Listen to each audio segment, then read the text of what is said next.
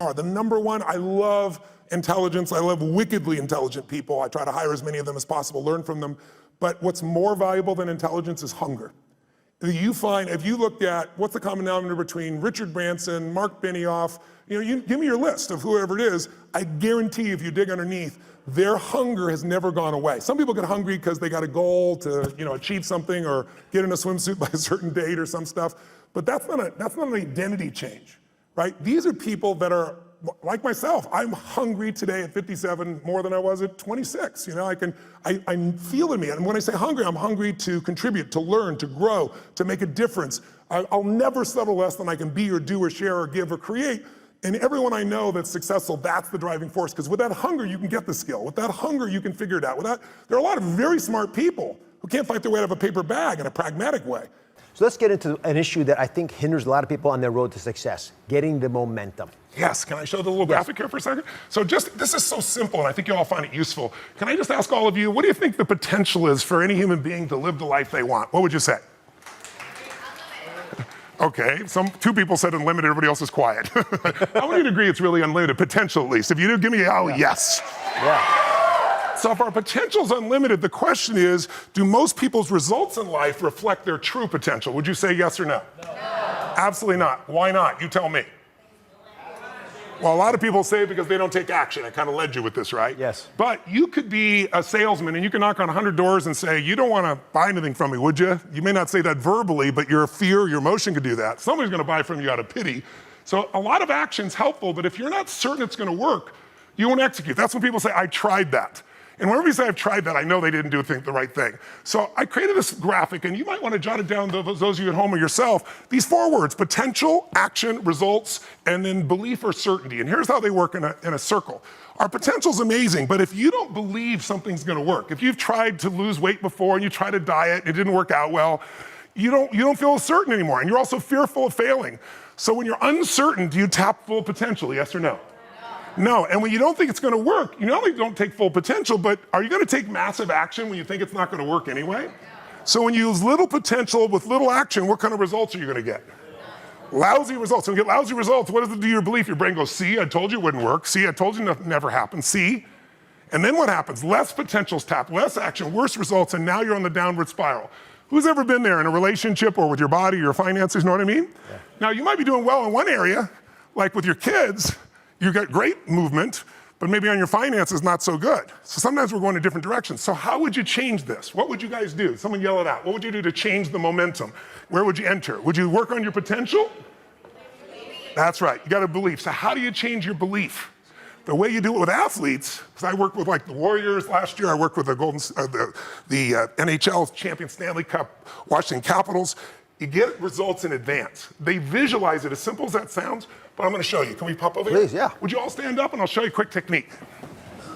Oh, you got a technique. We have to learn this right now. Hey, come on over here.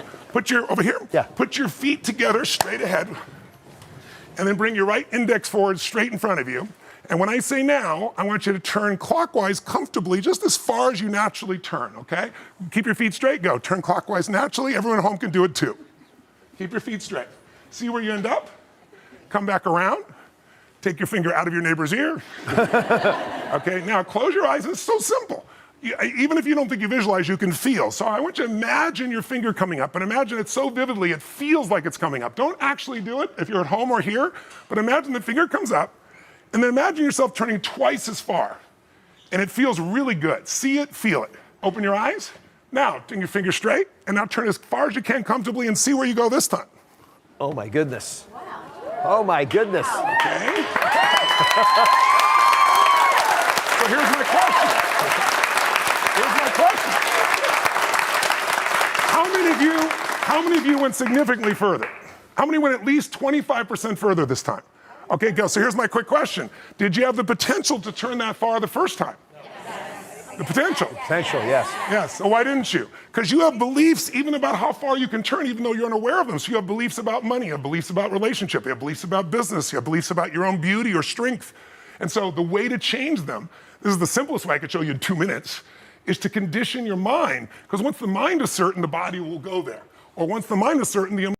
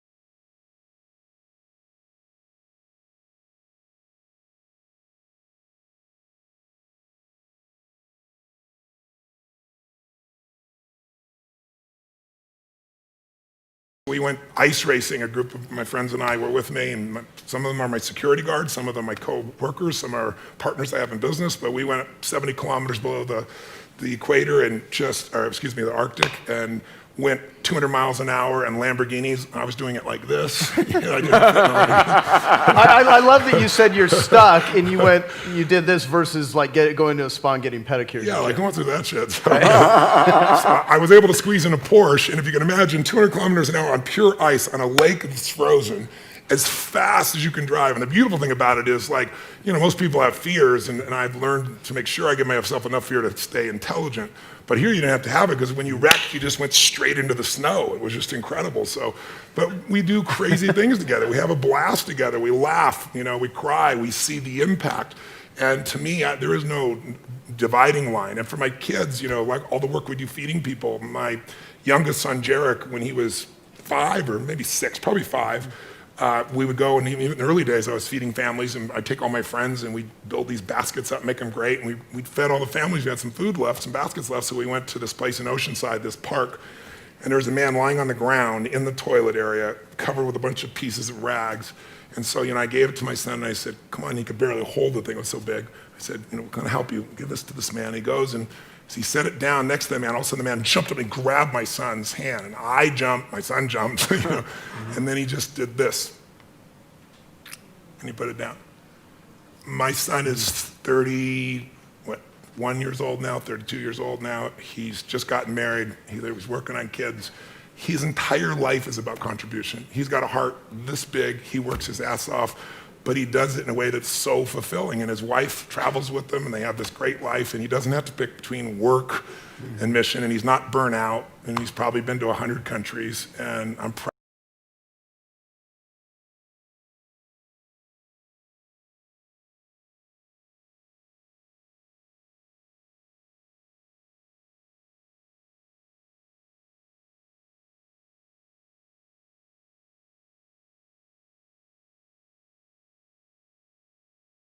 How did you model the financial industry? How did you model pistol shooting, which is an amazing story of somebody who does not know how to shoot pistols, and yet teaches the best marksman in the world how to do it fast? I mean, it's like utterly insane, but it showed me that you can take anything and figure out what the commonalities are in the best people, and then pull that into your own system. It really started with my very first teacher was a man named Jim Rohn. And he was a personal development speaker. And he had this 3.5-hour seminar he would do that I went to when I was 17 years old. I was already reading books. I was obsessed with wanting answers. I want to know what made the difference in the quality of people's lives. Not because I was intellectually interested, but because I grew up in a really tough environment. I had 4 different fathers. There was a lot of, my mom was a great human being who loved me dearly, but she, abused both alcohol and prescription drugs, so she was very physically abusive. And I was, believe it or not, 5'1" in high school. I was a little guy, so I got the beat out of me pretty regularly for things that I didn't do anything to do with. And so it made me try to figure out what made her work, what makes life work. It made me more of a practical psychologist. And the modeling concept came because Jim Rohn used to have this phrase. He said, success leaves clues. He said, if there's anything you want in your life, don't assume that somebody has some special gift. They may have a gift, but they probably developed it, most of it. And if you sow the same seeds, you'll reap the same reward. So figure out what this person's doing different than anyone else and do that. He used to have a funny way of describing it. He used to say, Tony, find out what poor people read and don't read it. It's like, because he said, that's the fabric they're trying to build their mind from. Find out somebody who's successful, wealthy, not just financially wealthy, but somebody who's rich emotionally and spiritually and physically and financially, and find out how do they live their life differently? What are the things they believe? What are some of the daily disciplines that they're a part of? And so really early on, I got obsessive about wanting to have all the answers. So I said, I'm gonna read a book a day. Because I figured, a person takes 10, 15 years of their life, they pour 2 or 3, 4 years into this book, and you absorb in a few hours, literally a decade's worth of life experience. And I'm into compressing time. So I didn't read a book a day, but I read 700 books in the area of human development, psychology, physiology, all in my first real 7 years of reading, right, my youth. In high school, I was Mr. Solution. You have a problem, I have a solution. Especially if you're a girl, I was especially motivated. I could really help you with your boyfriend. But seriously, so out of that, I started to develop this modeling concept. And then I learned neurolinguistic programming, or NLP. and Gestalt therapy and Ericksonian hypnosis, and I learned all these tools. But along the way, John Grinder, who was the co-founder of NLP, I said to him, NLP isn't all these patterns. You could teach a dog patterns. They're beautiful patterns, don't get me wrong. How to overcome a phobia, how to do those things. I learned how to do all that. But I was bored with that. I wanted to go deeper. I want to figure out how you change the whole person, not just their fear in this one area, or get them to perform at a different level. And so I said to him, really, your skill, NLP is really modeling. He said, Tony, no one's ever said that before. I said, you went out and you figured out the best patterns from the best therapists in the world, and you modeled those patterns and you integrated them with other tools, and now anyone can do them, right? Not just the great person. And so it kind of started with that for me. And then, I became partners with John in a very short period of time. It was kind of, people were upset about it because I'd only been involved in NLP for less than 4 months, and people have been involved for 10 years, wanted to be his partner. So it's kind of controversial, but part of what I did was I said, I want to go and do things that people think are impossible. I want to take somebody who's in a coma and get them out. I want to take on the U.S. Army and say, show us anything you can do and I'll cut the training time in half and increase the competency. And so John agreed, and the first big project I got was the pistol shooting program. I went to this general and said, I can cut the training time in half on anything. I didn't know pistol shooting. And I said, and he goes, you're crazy. I said, no, I'm expensive. We kind of negotiated. And so the first thing he picks is this 4-day pistol shooting program that they had worked on for, almost 75 years. And he says to me, go do this. Right now we have a third of the people that never qualify. And I said, okay. And I thought I'd pull it off because John was my partner. He was in the special forces. We'll figure it out. The day I'm supposed to go, this is the great gift that John gave me. The day I'm supposed to go with him down to Langley, Virginia, and go underground in the secret area and work with all these different guys and kind of figure out how to model them. I figure I'm going to learn from John. He's the best model in the world. He calls me up from a pay telephone in San Jose and says, I'm getting on a plane. I got to go to Germany. It's an emergency. You're on your own, brother. And he hangs up. Oh. So now I've never should have gone before in my life. I look like I'm 13. I was 24 years old, right? But I look like a little kid. I have such a young face. And I go meet these guys who'd been shooting 24 years, or one guy. One was the best shooter in the armed forces as a whole. One was the best in the Army, and one was the best instructor. And so they walked in and said, where's the instructor? And I'm wearing jeans and a t-shirt, right? And I go, I'm him. And they, where's the instructor? And I said, no, I'm him. They go, how long have you been shooting? I said, well, I never shot a gun before, but this will be interesting, right? So these guys look at me like I'm completely insane. I said, I don't even shot a gun to model you. I'm gonna extract from you what works.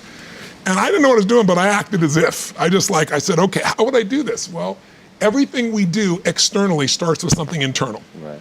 We have an internal process of visualization. We have internal dialogue, we say. And if you use one dialogue or one visualization or one way of using your body, you're gonna feel and behave differently than if you use another. So I got all three of them up there and I said, here's what I want you to do. Take the gun, take the bullets out. First of all, they made me shoot a gun. They go, let's see you shoot. So they took a .45 caliber pistol. I had never used one before. I didn't know how to kick. And I shot the thing and it went up in the ceiling because the ricochet off, it didn't build confidence. But I said, look, take your gun out, and I had him start practicing. I'd stop, what are you doing? What are you doing? And the long story short, over a period of maybe 3 or 4 hours, I figured there were a lot of things idiosyncratic, unique to each of them, but there's some universals. And one of the most important universals that they all did, and they weren't even aware of it, was subconscious was, when they took the target, like I saw the target 30 yards away and it looked forever away, they mentally bring the target closer.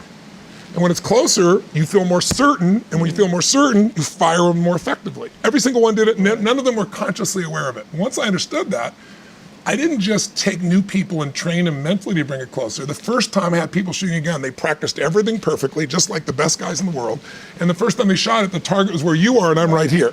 Boom, right through the middle. Wow, I got this thing down, versus me shooting the bullet in the ceiling and then you lose all your confidence. So we do that like 20 times, and I take it 10 feet and then 20 feet, and then 30 yards. And it qualified 100% of the people. Wow. And we did it in a day and a half, not 4 days. Tripled the number of people who played at the expert level. And the colonel reported the general was the first breakthrough in pistol shooting since World War I. I would say the 30-year-old would say, this is what we're gonna do this year, and it would be these huge numbers. And I developed a principle around the time I was 30, which is most of us overestimate what we're gonna do in a year, and we underestimate what we're gonna do in a decade. And a decade happens that fast. You'll blink your eyes and the decade will be here. That is a great point. I really, truly, everything I do is long term. I think it's the biggest challenge we have in corporate America is everybody's looking at the next quarter. Instead of the best business people, the Mark Benioffs, the Steve Wynn's, the Peter Grubers, the people that I hang with, they all are decade-long people. When I was 14, I said, this is how my life's gonna, I decided. I said, in my 20s, I'm gonna help. I wanna have the skill to help anyone change their life. If I'm committed and they're committed, it's gonna be done. I'll have the ability. So I got to build to that, which I did. And then I said, in my 30s, at 14, I said, I'll do that with groups of people instead of one-on-one. And then in my 40s, I'll do it with big groups. In my 50s, I'll do it with companies. In my 60s, I'll either do it in government as a servant there or in a religious context, because I'm a spiritual person, but I don't tell people what to believe religiously. But at that point, I've lived long enough, maybe I will. When I look at how to create answers, I don't look for the excuses. I look for what can be done. And what I found is this. When I first did this at TED years ago, I asked this question because I walked in. One of the only times it was about as quiet as this room. And I asked people, and the room in those days was very small. It was the heads of Google, the guys from Yahoo, Steve Jobs was in the room, pretty great group. In fact, it was the day that they came out with a technology that made this happen. They showed it for the first time from MIT. They pinched things and pictures grew. You can move things with your fingers. And we were so blown away. And Microsoft went in and bought the entire thing that was demonstrated. It was a tabletop with pictures. And Steve Jobs quietly walked back and went, I'm gonna use that for a phone and change the world, right? So here's what I said that day. I asked this question. I said, how many of you have ever failed? Not one hand went up. I said, I know you're out there. I can hear you breathing. And I said, how many of you failed? And now everybody raised their hand. And I said, when you failed, why'd you fail? And I heard some of the same things I heard here. What were the things people said? Didn't have enough time. Didn't have enough capital, didn't have the right technology, didn't have the right contacts, right? Didn't have the right people, didn't have all these things. And in the voice in the darkness, because it's a very dark room, I heard this voice say, didn't have enough Supreme Court justices. And I looked out and it was Al Gore, Vice President Al Gore there. And everybody started clapping, right, like crazy. And I looked at him and I said, that's one way to explain why you didn't become president of the United States. But I said it's not an accurate one. I said, of course, easy for me to say, I never ran for president, but let's see if I'm true or not. When you told me all the reasons why you failed, you told me resources you were lacking. Courage is a resource, right? Time is a resource. Money is a resource. People are a resource. Technology is a resource. But here's the challenge. Resources are never the real problem. We all know it if we look around. Think about it. You can get the resources if you're resourceful enough. Resources are not the challenge, it's resourcefulness. So what is it we're really missing? It's some form of human emotion that we have learned to value less and less in a technologically driven society. See, if you're creative enough, can you get the answer, yes or no? Yes or no? And creativity is a resource. If you're committed enough, can you get the capital, yes or no? If you care deeply enough for other people, will you get people to help you, yes or no? Yes. Are the answers there if you're resourceful enough, yes or no? Yes. And in fact, whenever you see people in business that fail, they'll always tell you they were missing resources when they really just weren't resourceful enough. This man is incredibly resourceful. I'm resourceful. Every person that I work with who's gone from nothing to a billionaire, and I've interviewed 50 of them just in the last 4 years to give you an idea, which is why I gave you that book. I'm not going to talk about that. I just want to give you a gift because I literally spent 4 years of my life interviewing these people. And none of the people I interviewed were from the Lucky Sperm Club. They all built it from scratch. They did it by doing one simple thing you got to do in business, which is finding a way to do more for others than who? Than you, yourself, but more than anyone else in the industry. You got to find a way to add more what? And when I did these interviews, one of the things that came across when I was doing this is these people just took no excuses. They knew they could get the resources if they were resourceful enough. So what are the ultimate resources? Creativity, joy, love, determination, flexibility. With those things, there's nothing we can't get. Who agrees with me on this? Say aye. And then I turned back to Vice President Al Gore and I said, so I heard you say you didn't have enough Supreme Court justices, but last night, I watched you give a speech, and he gave his inconvenient truth speech for the first time, and he was so passionate. Al Gore was passionate. It was an amazing thing. I'd never seen it before, and I said to him, I've never seen you that passionate ever before. I said, I watched the debate between you and George W. Bush, and I wanted to vote for you, but I couldn't. You just didn't have the energy. You kind of had an attitude. I said, you were not resourceful. I said, it never should have come down to justices having to make that decision. It's because you were not resourceful enough. And there's this pause in the room, and all of a sudden everybody stood up in Democratic Northern California and started clapping like crazy. And Al stood up and came by and gave me a little high five, a little hug. And afterwards they said, get him running for president again. I said, no. But the point is, it's resources. High energy, two high energy people, what kind of relationship are they gonna have? If they're both feeling great, what's the relationship gonna be like? Come on, tell me. Are they gonna deal with challenges in a great state, yes or no? So our state is the most important thing that influences our capability, our results in life. Lots of people have capability, but activating it comes from energy. When you are energy rich, you have a different life. The higher the energy, the more things can get done. If there are problems in your high energy state, can you solve them quicker? Yes or no? Yes. And what if you got two people in a medium, like okay state? It's not even about each other. Their life is kind of okay. What's the relationship like? Come on, guys, what is it? It's okay. What if you got two people in a crappy state, in a lousy state, and they love each other? What's still gonna happen? Tell me quick. It's gonna be a lousy relationship. You're gonna have pain, you're gonna have problems. That's also true in business. The more energy you have, the more things can be organized quicker, faster, make it happen. You can solve problems. When you're energy poor, even smart people don't maximize. And the problem is in our culture today, because of technology, technology is starting to condition us instead of us just condition the technology. Today, we sit so passively. If you walk into most businesses today, everybody's in a deep trance, and you can see it because there's very few rooms that I walked in that are as dead as this one was when we started here. And yet I know you're not dead, you're the peak of the performers in the world, but we're internal when I say that. And there's nothing wrong with being internal, but there are times we gotta be externalized to make it work. Who's with me on this? Say aye. And so what I'd like to do is let's see if we can do something a little different, because what we don't want to leave here with is have you come here, listen, and hear those interesting thoughts and go on. We want to go home and make the shifts in our lives. Who's up for it? Say aye. Aye. So to do that, we're going to do some unconventional things to get things moving in here so we have a different level of energy. So I'd like you to find somebody nearby right now, point at them and go, I own you. No, say it like you mean it. I own you. No, say it with more intensity. I own you. No, I own you. Now, when you say I own you, what you're really saying in that moment is, I am challenging you, you low energy person. And what we're gonna do is, where does energy come from, ladies and gentlemen? Someone tell me, where does energy come from? Food. Does energy come from food? How many of you remember last Thanksgiving, where you were last Thanksgiving? Yes, and at Thanksgiving, what'd you do? You had plenty of food, and after you ate everything in sight and said, I'll never eat again, and someone said pie, and you went, okay.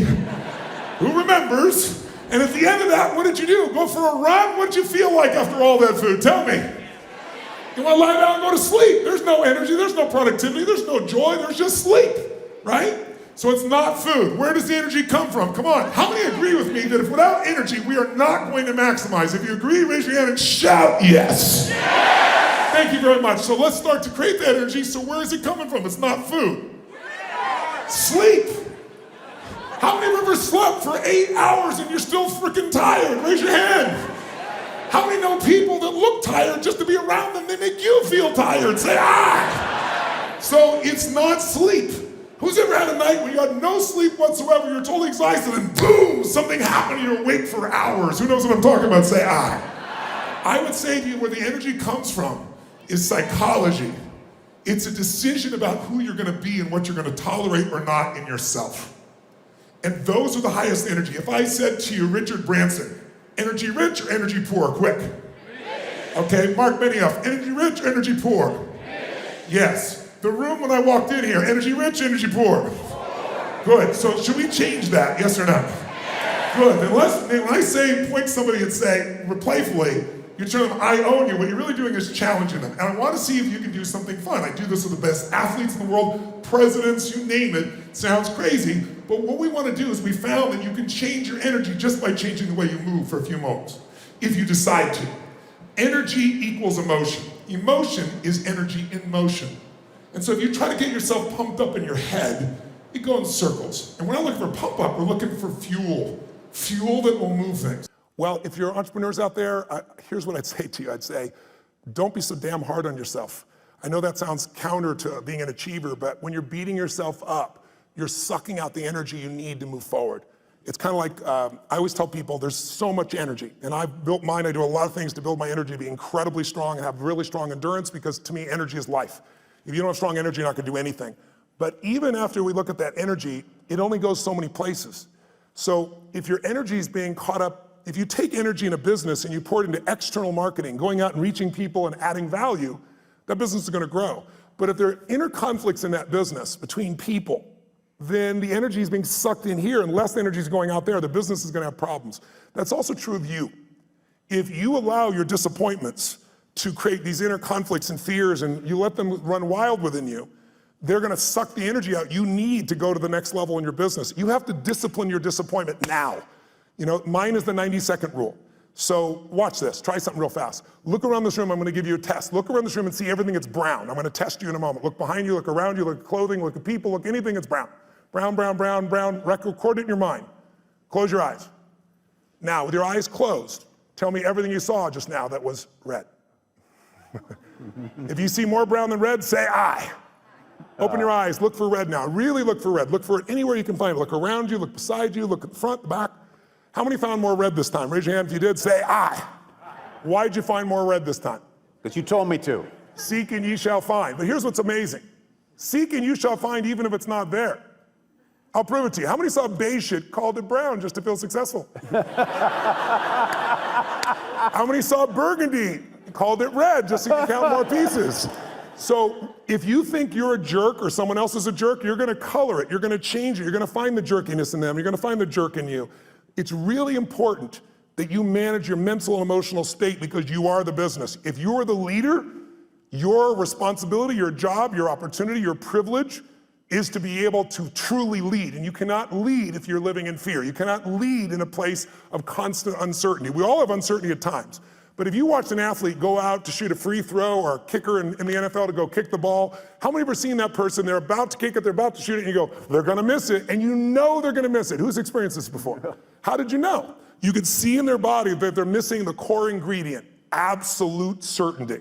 You can have the great skills in the world, but when you lose that certainty, the athlete goes down. That's usually when I get the call. I gotta rewire them and get them back where they can execute at that level. So be kind to yourself, as corny as that sounds. Not to be kind to yourself, but so there's more energy available to solve the problems and to build the business and to meet your mission. Because the time you're beating yourself up, you're trying to prove to yourself you really care, but meanwhile what you're doing is sucking the energy out of your growth. I had somebody who embezzled some money when I was a tiny company, like when the company was $3 million. And the guy embezzled $250,000, and I was $758,000 in debt and thought I was in profit. And in those days, you know, everybody told me I'd have to go bankrupt. And I remember I was just like so angry. There's so much anger because my business was like my child. And this guy tried to kill my child, you know? So I was chasing him into Mexico so I could beat the hell out of him and put him in prison. And then I realized in the middle of this stuff, I gotta let go of this because while I'm busy being angry and pissed off, the business is gonna go under. I'm chasing birds. What am I do when I catch the bird? I gotta focus on how to add the value. And so take your energy, that's all you have in this life, and invest it in the things you love. In those you love, in the mission of your business, and in your clients. If you fall in love with what you do, who you do it with, and who you do it for, there'll be no limit to your impact, but you gotta be willing to do it for decades, because it's all bullshit. Maybe you'll hit the lucky thing and it'll happen in 12 months, but even if you don't, even if you did, you know, I got a friend who's one of my partners in the LAFC and so forth, you know, Chad, who started YouTube, for example, and $1.6 billion in what, 18 months, 24 months, that type of thing. It's not always the best thing. Because ultimately in life, whenever you meet people who have succeeded, almost always we talk about the toughest times and laugh and remember, because in order to have a foreground, you need a background. And to appreciate the foreground, you need a background. So I found that the most difficult times have been the best times because they've made me appreciate what my life is like today.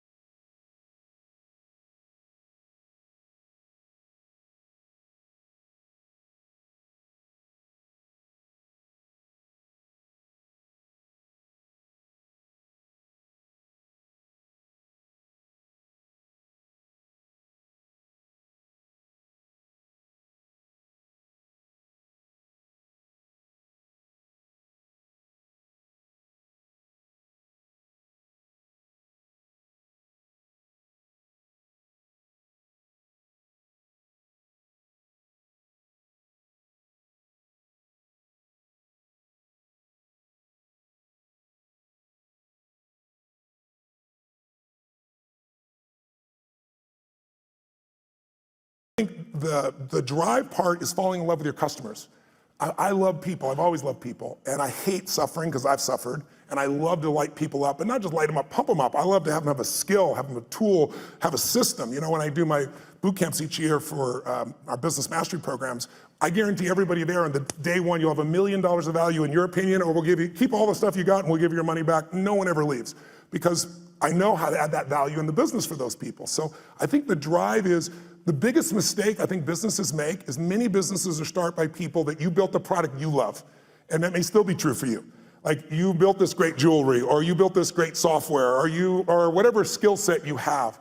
But the problem is the world changes so fast now. I mean, I'm old enough, who remembers the Sony Walkman? Anybody ancient enough to remember that shit? That product lasted 20 years. Now a product like that won't even last a year, right? The competition is too high.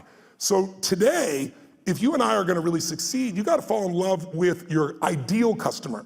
Because look, I'm sure you know that right now the economy we have is looking pretty good, but it's gonna correct because we've done nothing since 2008 except print more money.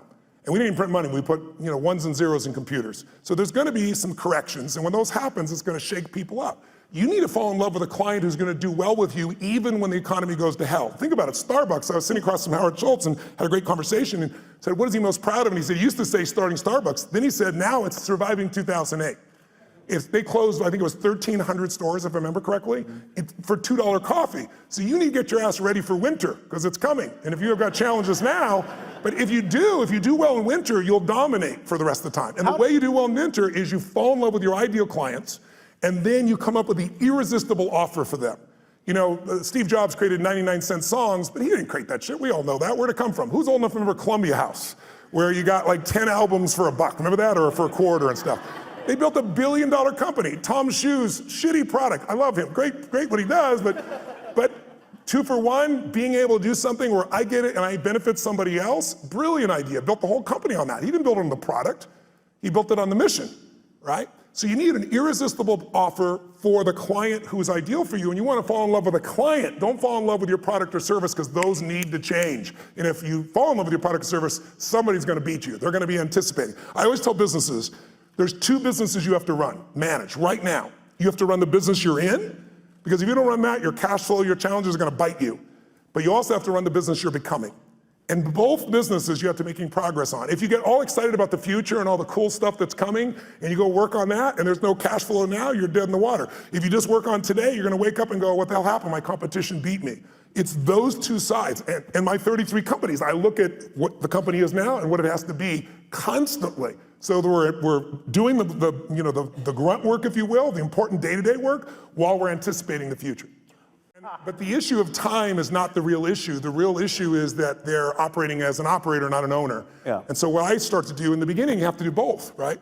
But what I start to do is show them how you have to be able to break off and get other people to do things. But more importantly, I teach people, I do a 5-day boot camp, I call Business Mastery, a couple times a year. And we bring in businesses from all over the world, literally. And we have people just starting a business, and we have people with businesses that are doing $1 billion, $2 billion, $3 billion. And what you find is that there's a common pattern amongst all these group of people where they find themselves, if it's a small business, they do everything because they feel like they're the only one who can do it, or they tried someone else and they failed. Well, that happens in every business. You have to begin to leverage yourself, or you're just gonna be self-employed, and you'll never have the scalability. A business is a system that adds value even when you're not there. And you as a leader have to get good enough to both hire people and train people so that you're not a manager. A manager works with people to make sure they get the job done while you're there. But if you have to be there, could I run 33 companies? I mean, every 4 days I'm on a plane, train, helicopter on stage somewhere on average in a year, and I got 33 companies. There's 12 I manage directly, but I couldn't do that by management. I do it by leadership. I build leaders who can make their own decisions. I hire people that are the best of the best. Now in the beginning, that's hard because you have no money, right? So you hire the best, it's called you, and you pay them nothing, right? And then now you try to hire other people, and what do? You hire your friends, which is a disaster because they're not as skilled, and you love them, and it's hard to manage them. And then I hired people that were really talented, but they were mean, they didn't share my values. And so eventually you get to that place where you can find the right people. But I think the most important secret for the growth of any business, the question I guess on how to get over the time, and the answer is you got to take 2 hours, 90 minutes a week with your team of 1, 2, 3, 2,000, and you got to meet where you work on the business. And I teach people a format called 7-7, where There's 7 areas of a business that you cannot miss: marketing, sales, optimization, the financials, culture. And I'll make sure that each week you and your team focus on that, not the day-to-day business, but how do we strengthen our marketing, not just for this run, but overall how we build the brand. What do we do to change our sales process? How do we optimize the business? How do we spend no money and grow the business 30% in the next 3 to 6 months? And when you take small markers in the business that are critical and you improve them 5, 10, 15%, but you do 12 of them, you'll grow your business 120, 130%, 140% because there's a compounding impact. You don't just get the improvement you've made. So I try to help businesses to make those changes so you have time to think and be strategic. Because if you're just running, how many of you are stressed? I'll be honest if you would. Today, being here and not being at your business, how many feel some stress in your business being away even for a day? Okay, write down, I'm a business operator, F that, right? I'm gonna become a business owner, you've gotta be. The most important decision you can make above any on the face of the earth is deciding that no matter what happens in your life, no matter what happens, you're gonna live in a beautiful state. And what the hell does that mean? It means that you're not gonna suffer. It means a beautiful state is that you're gonna be happy, but that's only one. Or you're gonna feel creative, or you're gonna be passionate, or you're gonna be in awe of something, or you're gonna feel love. Any state that's a beautiful state is really the core essence of who you are without fear, right? All of our suffering as human beings, and I deal with people all the time. I mentioned to you off camera, 2 people I coached yesterday. One's a presidential candidate, and the other one is a rap superstar, right? Both in the same day. And without naming any names, people that have everything, by your point of view, most people's point of view, they have the fame and they have the love and millions of people love them and they have great economics, financial freedom, and they have homes and they have the fashion, they have everything, they're the shit. I can't tell you how many of them are miserable. Right. The majority are miserable. I'm not bullshitting. I'm the one who gets the phone call from the vast majority. When I say miserable, they're so used to it, some of them don't even realize they're miserable, right, but most do. They get in a place where it's like, how do I keep this up? How do I keep outdoing myself? How do I built these 32 companies, how to keep all 32 going and make them all grow every single year. And that's not how life is, right? Right. And then they worry about what will people think, what will they do? So the decision to say, I am not gonna suffer, that if suffering arises, pain's one thing, suffering's another. Suffering is when you're like, I'll give you an example. A friend of mine is a very famous Indian industrialist and billionaire guy. And he just recently took a sport in India that's been around 2,000 years that almost every village child plays, and he turned it into a professional sport. No one had ever made a professional sport 2 years ago. He invested, I don't know, I'm making the number up, $20 million in it. In 2 years, the sport is so successful in India that 500 million people watched the finals. That's amazing. 2 months ago. 500 million people, right? So 500 million, that's how it is in India. And people are saying this is gonna be as big as, for them, cricket is the ultimate thing, right? Like, big as cricket. So his team valuation, I'm making the number up, I think it's gone to like $500 million in 2 years from, $25 million. And his team is number 2 in the whole world, right? Wow. He's got these great players. So I'm with him, and he gets a phone call. And he's just got done telling me about this great success and where it is and how proud he is and how everyone goes to the games and people are so thrilled and it's just become this movement in India and he created, he's so proud of it. And he gets this phone call, and the phone call is from his management team telling him that one of his competitors has just offered 4 times as much money as he was offering to his top 3 athletes who are the core of his whole team. And of course they all took them, right? And he was so angry. He was like, I can't even believe this.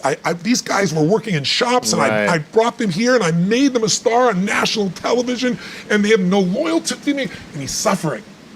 And the way you suffer is you focus on yourself. Right. Suffering comes when we obsess about ourselves, what we're getting or not getting, what we should have done, what others should have done for us. It's the me game. Right. You, my dear friend, and I say this with no blowing smoke, your primary core is a giver, which is why you're prospering. You're not the me. You're like, how do I give more, do more, share more, create more? How do we do a better job for our clients? How do we do a better job for our internal customers who work with us, our partners? Your entire life is that. That's why you're prospering. And you're not feeling suffering. But when you do suffer, and I promise you do, you correct me if I'm wrong, it'll because you're worrying about something in the future, How's this going to happen? Will this come together? Suffering can be worry, it can be anger, it can be frustration. It's anything that takes you out of a beautiful state. And here's what people don't get. You can end suffering by stop focusing on yourself and focus on something you want to serve greater than yourself. Your children, your wife, your mission, your life. You can get out of it in an instant because the nature of the human mind is to constantly compare things. Your mind, your brain is a 2 million year old device, and it is not designed to make you happy. It's designed to make you, it's designed to make you survive. Right. And that's why it's always looking for what's wrong. But it used to be what's wrong a saber-toothed tiger so I can protect myself. Now people are worried about what people think about them, or do they have enough money when 2/3 of the planet lives on $2 a day, and you're making $38,000, you're rich. The poorest of the poor in our country are considered rich. That's not, I'm not saying they should stay that way. Right. But you can only build on success. And so my view is, if you're watching, if you're listening to this, my goal would have you consider something. Life is short. We don't know how short it's going to be.